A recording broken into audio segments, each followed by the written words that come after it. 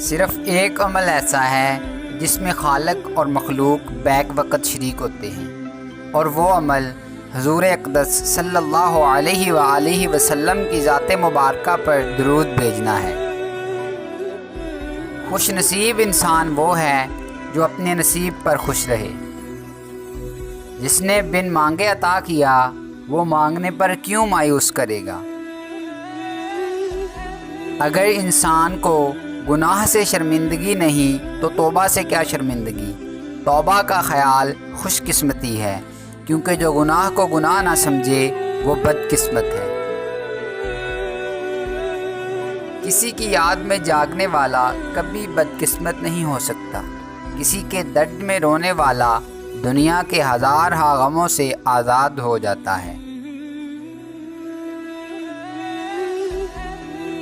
اگر دل اللہ کی یاد سے آباد ہو جائے تو وہ دل سکون والا ہے۔ غم کسی طرح کا بھی ہو، ہر انسان کے آنسو ایک جیسے ہوتے ہیں۔ اگر حضور پاک صلی اللہ علیہ وآلہ وسلم سے محبت نہ ہو تو خدا سے محبت یا اسلام سے محبت نہیں ہو سکتی۔ کوشش کا مطلب کیا ہے؟ صرف کوشش نہیں بلکہ نتیجہ، کیونکہ اگر کوئی پڑھتا جا رہا ہے اور امتحان نہیں دیتا تو نتیجہ کیا نکلے گا؟ دوست وہ ہے جو غم کو کم کر دے اور خوشی کو زیادہ۔ جو کرتا ہے اللہ کرتا ہے، اللہ جو کرتا ہے صحیح کرتا ہے۔ خوش نصیب انسان وہ ہے جو اپنے نصیب پر خوش رہے۔ غصہ ایسا شیر ہے جو مستقبل کو بکرا بنا کر کھا جاتا ہے۔ انسان اپنا بہت کچھ بدل سکتا ہے، حتیٰ کہ شکل بھی تبدیل کر سکتا ہے، لیکن فطرت نہیں بدل سکتا۔